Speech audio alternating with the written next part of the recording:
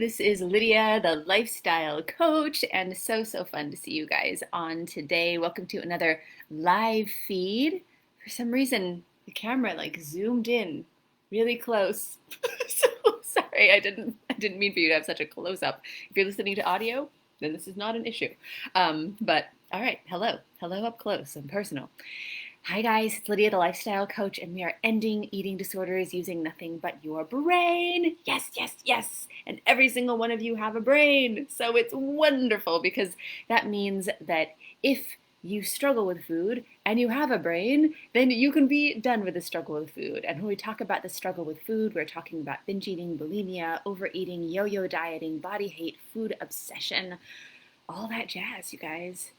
And we're just going to have a little bit of a chat today on our live feed about what's really happening right now. There's something that we're all moving through. It's been a really hard time for everyone in some sort of way. And so I just wanted to be here with you guys today in what is happening in the world, how that impacts us, and then how to really, in strength, come from a place where no matter what our struggle is, that we can be able to make it more bearable and more doable and actually benefit from it. And that's one of the really beautiful things on the other side of, the struggle is that you actually get to benefit from the hard things that are happening instead of just feel pummeled down by them. And so I'm really excited to connect with you guys today. And hello, hi, welcome on. So fun to see all of you guys. Hello. Feel free to likes and hearts and say hi and ask questions. And, that's why we do these lives, so we can really have it be an interactive, open forum of just good information and hope and ideas and strategies and all of the things that are going to get us to the other side of this struggle together, just like the hundreds and hundreds of people that we have helped now can be free from. People who have struggled for over 40 years with an eating disorder, people who felt like food is always their struggle, people who felt like they were absolute food addicts. Now it's a non-issue. People who had no idea what normal eating was like because they started binging when they were 4 years old. They just, not an issue now. Can't quite remember what that was like. I want you guys to know that that's real. That's not only possible in some rare cases, that's real very, very predictably. And that's what we've seen hundreds of times. The process is super clear. And so let's talk about hard things, you guys. Hard things. This year has been really difficult in a lot of ways. If you're watching this live, it's 2020, fourth quarter of 2020. And we have an election coming up in the United States that a lot of people are experiencing real stress over, real big questions over. Those outside of the United States are worried about the election in the United States as well. There's a lot of stress around that, and that's just right around the corner. We have a country that is on fire. States are burning, out of control fires. People are evacuating their homes. People are losing all of their material possessions. People are losing people that they love. And then on top of that, there's coronavirus. We are in a worldwide pandemic where all of us have been impacted in some way, whether it's the isolation that we're in and the people that we can't see, whether it's the constant fear of that it would happen to us or somebody that we love, or that we've already seen people or been close to people who have been impacted by this, whether having gotten sick or having gotten ill or having died because of this. I know that we personally are connected to people who have passed away from coronavirus, and it's something that just feels like just this whole new world of out of control and not quite sure how to be safe and not quite sure what to be concerned about and not quite sure what to do. And it just seems like thing on top of thing on top of thing. I know that a lot of people have lost their jobs. A lot of people have lost, businesses. They've, had things that they've built over years and years they just don't have anymore. People's plans for what they were going to do, the trip that we were waiting for the right time and saving for the experiences of going around the world and waiting for the right time. And now that just seems so out of reach. The canceled vacations, the changed plans, the different family dynamics, the not knowing when we can, see, people again who it's safe to visit. I know that we've had so many even amazing people in our world that we have a lot of nurses and doctors and healthcare professionals that come to us because they struggle with food, and we help them to get to the other side of that. But we've just firsthand, I just heard so many stories of amazing nurses, advocating for people to be able to see their loved ones in the hospital as they're dying from coronavirus, and it's not always possible. And sometimes people don't get to say goodbye. But can you imagine not getting to say goodbye with the last opportunity that you ever have to see someone, or worried that, even if it's not impacting you personally, that, well, you don't know exactly what you've been exposed to, and how careful you could have been or should have been, and so should you go and see these people or these relatives? And I mean, what would that be like to live with that you passed on something deadly to someone else, that they died because of something that you passed on? Like, there are questions coming up for all of us. There are considerations coming up for all of us that have never come up to us before. We took being able to see smiles for granted. We took hugs for granted. We took being able to be in a room with other people. We didn't know that that was something that we would lose so soon and so suddenly. The events that we used to go to, the way we used to connect with friends and make new friends. I know that there's a kind of loneliness when you're in a room of people and you feel alone. And then there's another kind of loneliness where you don't even have the option to feel alone with other people, where it's just really alone. And I know that people need people. So it's been quite the year so far. And it just seems like one thing after another happens. There's so many hard and difficult things going on right now. And what I wanted to chat with you guys about today is that we are incredibly strong and resilient people. We have done so much, and we absolutely can do hard things. We can do hard things. We have all been through so much, and we're here because of incredibly huge trials that we've overcome. But everyone has their limit. If you have somebody that is extremely strong and you give them, weight to hold up, right? It's one of those long bars where you put the weights on the end, and you start out with a certain amount of weight, and it's like, I'm strong, I can hold this, like, no problem, I can do it. And then you add on more weight, and it may be a little more strenuous, but you're strong and you can do it, and you add on more weight. No matter how strong someone is, there is a limit to how much they can carry, how much they can hold. And one thing that I just wanted to reach out to you guys and really be with you in is that having this struggle with food, like every day waking up not knowing what you're going to eat, or if you're going to eat something you told yourself you wouldn't, or if you're going to go out of control with something, of feeling so out of control with your thoughts, of thinking about food all day, every day, of the exhaustion from all of the emotional anguish spent on the guilt and the shame from the last binge, and how am I ever going to stop this, with all the time that it takes to research, well, maybe this is it, and maybe that is it, and maybe this is a solution, and I'll go ahead and I'll, listen to 10 episodes of this podcast, and that's 10 hours, and I'll listen to all these videos, and then that's 5 hours, and then I'll read these books, and then that's another 14 hours.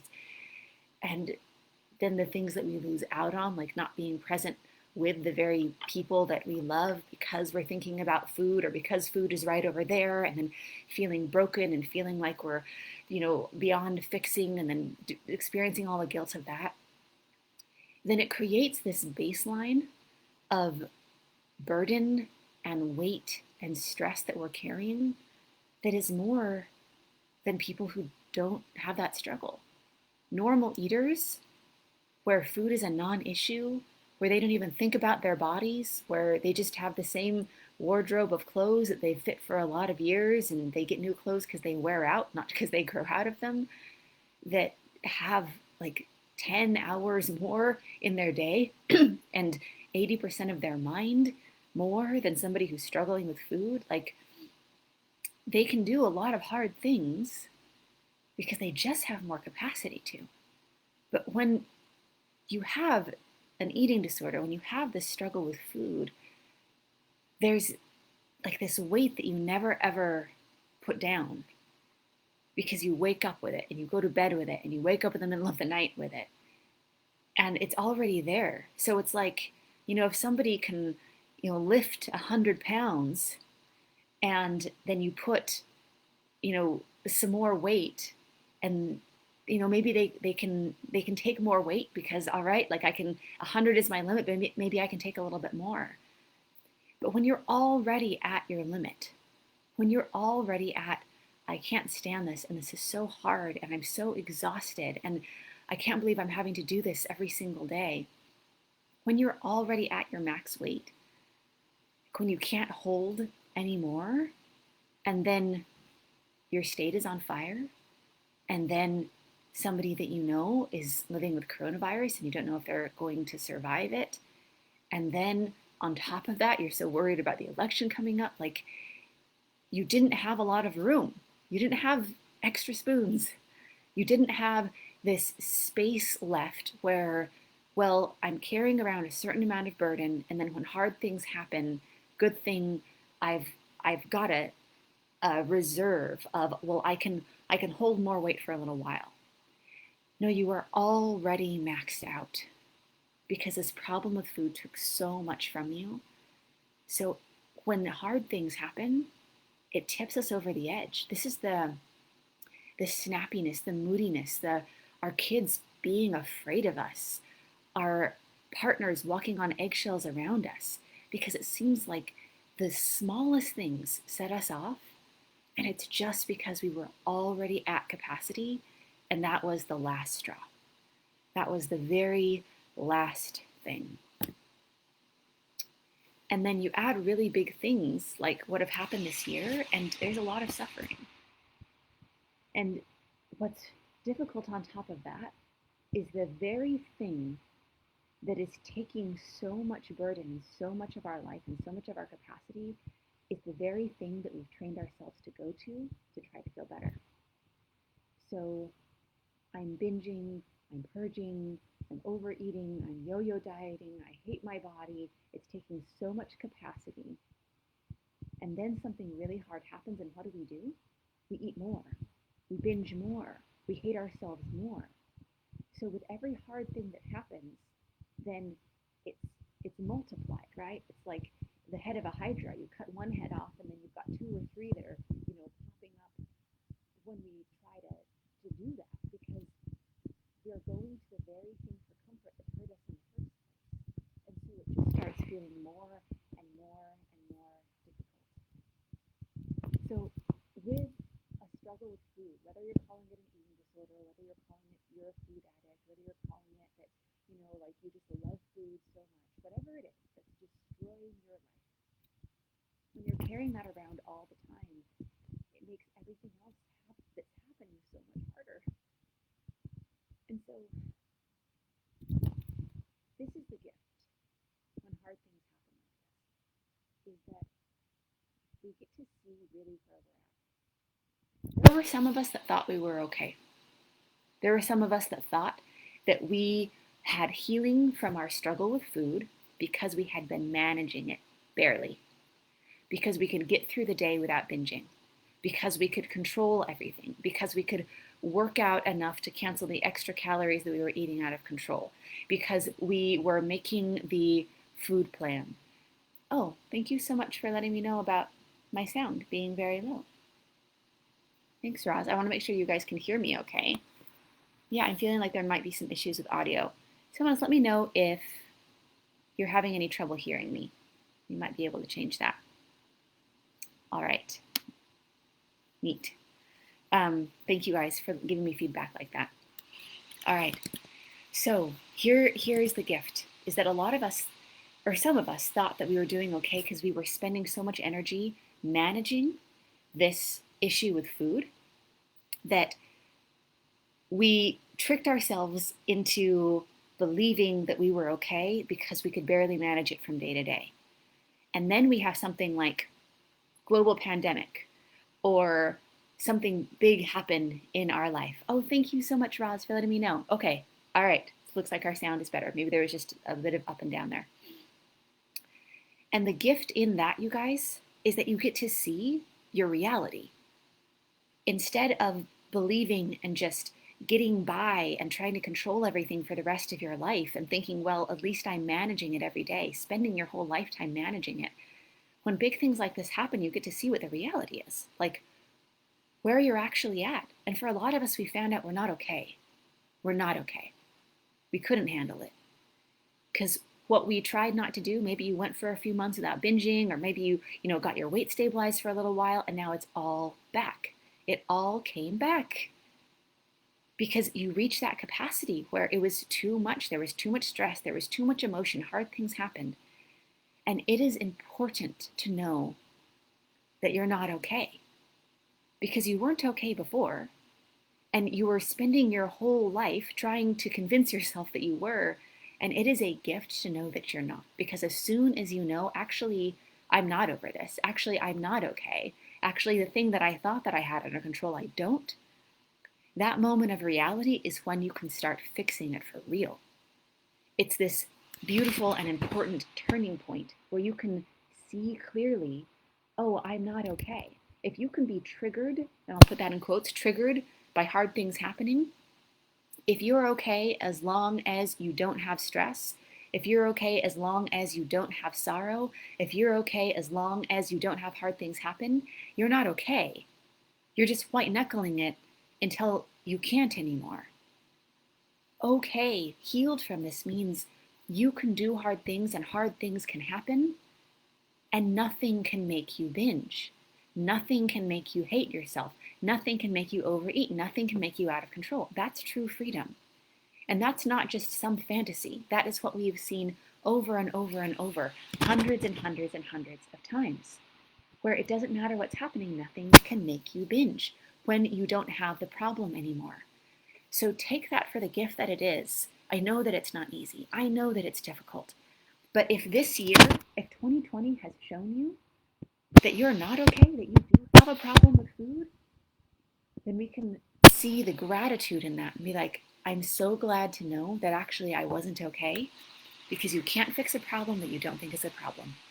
And when you have that clarity of I'm not okay, then you can start finding the real solution. You can start finally doing what's going to work. And that is the gift. When things are truly fixed, when you don't have the desire to do them anymore, then you can have hard things happen in life and it doesn't make you want to do that. Like some of us used to suck on a pacifier to have comfort. How long has it been since, oh wow, well, you know what? Now as a 40-year-old woman, when things get hard, when things get really hard, I just go out of control and I get my pacifier out of the drawer. And no, you don't do that anymore. You don't do that anymore because you don't have those connections in your brain anymore. That's not what you do for comfort. There's nothing that can happen that makes you want to curl up and suck on a pacifier and have your blankie again. You grew up. You deal with things in a different way. You don't have the desire to do those old things anymore. And that's exactly how it works with the struggle with food, is that when you change your brain around it, when you don't have that connection anymore, then no matter how hard things are, it doesn't make sense to binge. It doesn't make sense to overeat because that's not how you do things anymore. And it's like this unfamiliar feeling of like, man, I can't quite imagine what that was like. This is the sort of thing that we hear all the time. We had an amazing, amazing woman go through our program where her mother was near death in the hospital and she was having to drive to see her in the middle of the pandemic over and over and over. And she said, this is one of the most difficult things that I've ever experienced. And I come home and I used to binge all the way home with hard stuff like that. Like I'd go and I'd see them and then I'd binge all the way home because I was so stressed. She's like, I just went to bed and I didn't even realize until the next morning, it never even occurred to me. Why would I eat a whole bunch of ice cream because my mom is sick? It doesn't even make sense. Didn't even occur to her. We've had people with their parents pass away. We've had people with their children pass away.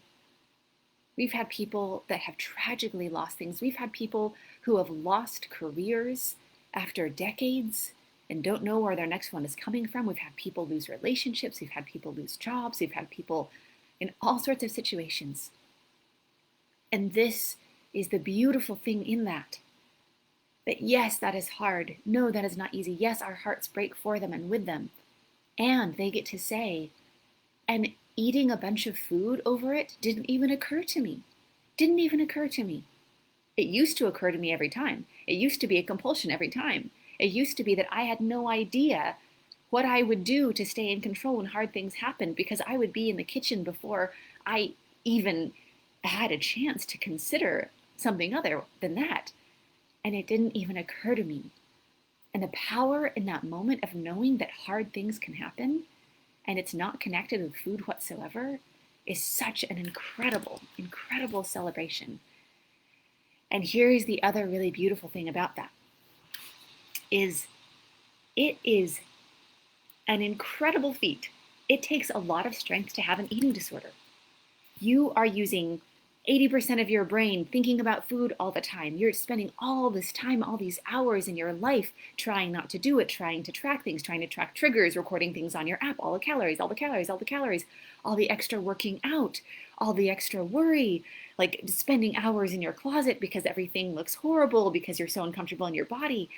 It takes so much work, so much effort, so much emotional capacity to have an eating disorder, that when you can do that hard of a thing, it's a really hard thing to do. And when you don't have that in your life anymore, when your eating disorder is gone, you feel like you have superpowers.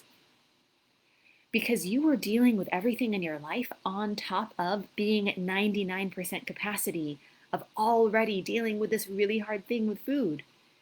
And now you get to deal with the stuff in your life with 99% of your capacity back. It feels like superpowers. You have so much of your mind back. You have so much of your energy back. You have your health back. You have your time back. You have yourself back. You have your identity back. You have your joy back. You have your ability to be present back. You get to fill up your well. You're not drained all the time. So the wonderful thing about being on the other side of this and having freedom is that no matter how hard things are, you not only can deal with them, but you can deal with them and have bandwidth left over, have strength left over, have energy at the end of the day, be able to not get a great night's sleep and you're still fine because you've got a big cushion. You've got like lots of capacity because the thing that used to take up so much energy is not there anymore. That is the fun of it. That is the fun of it. So with the hundreds and hundreds of people that we freed from this, like they not only can do hard things, but they can do them in better ways than they ever have before. We have had so many of our clients and grads celebrating that they thought that quarantine and worry and like this pandemic would be difficult. And it's like their lives are easier than they've ever been because they don't have their eating disorders. They're like, this is amazing. I have like all of this extra food in my house because we don't go to grocery shopping that often. And we get all of this takeout because, we're just like, trying to stay at home. And like, I'm so lonely and things are so hard. And it's easier than it's ever been. It's easier than it's ever been because now I'm just dealing with these little real problems, even these big real problems. But they're not dealing with all of the extra problems on top of it that they don't have anymore because of food. It really is like this amazing superpower. So you guys might have seen our freedom story with Katy. It came out just a little while ago. And I mean, Katy is phenomenal and she can totally do hard things because she's had an eating disorder for decades and decades and decades. And now that she's free and she doesn't have an eating disorder anymore, like her life has gotten hard. Not because she doesn't have an eating disorder, just that's the way that reality happened for her. Like she talks about on our freedom story. She's had hard things happen with her kids, their relationship, even with her dog. Like she's had hard things happen in life, like with her career, with her health. Like it's like everything happened all at once. And this is what she said in the freedom story. She said, and I've never been happier. I've never been happier. Because now Katty gets to live in a world where her happiness isn't determined by her circumstances and isn't determined by her eating disorder and how that's going. She's free from it. She doesn't have an eating disorder anymore. Her struggle is not connected with food anymore. So now she gets to face all of these things head on with joy, with gratitude, with empowerment. Things have never been harder. I mean, the eating disorder was really hard, right? But just like life circumstances have never been harder, and she's happier than she's ever been. So it's that principle of, you know how runners will train at altitude? Like they'll go up in a high altitude where the air is thin, and they'll be training at altitude, right? Like they'll be running where the air is really thin. So it makes it more difficult. It makes everything more difficult. It makes breathing more difficult. It makes replenishing oxygen to your muscles more difficult. It makes running more difficult. And then on race day, then they go down in altitude to where the air is plentiful and the altitude is lower. And it just feels like they're flying because they trained at altitude. They trained on purpose with weights on where the air was thin. Everything was harder when they trained, so that on race day, when it was time, then it just felt so much easier because all of these obstacles were gone. The weights were gone. The air was so incredibly abundant, and it made it all just so easy. That is what it's like. Living with an eating disorder is like training at altitude. Like it's really, really hard and it's really, really difficult. But then when hard things happen and you don't have an eating disorder anymore, then you're flying. Things are so much easier. And it's not like you don't have problems. Like life is hard. Hard stuff happens. It's been a hard year for all of us.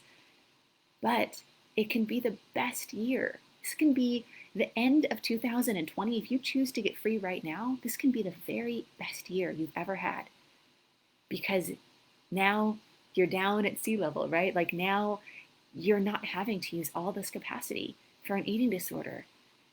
In 2020, you can have the most easy, wonderful, present holiday season ever, where you can have food around you and not even think about it, where you can have leftovers and not binge on them, when you can be able to stay up and have wonderful conversations and connect with people and not think about food, be present in your life, be happy.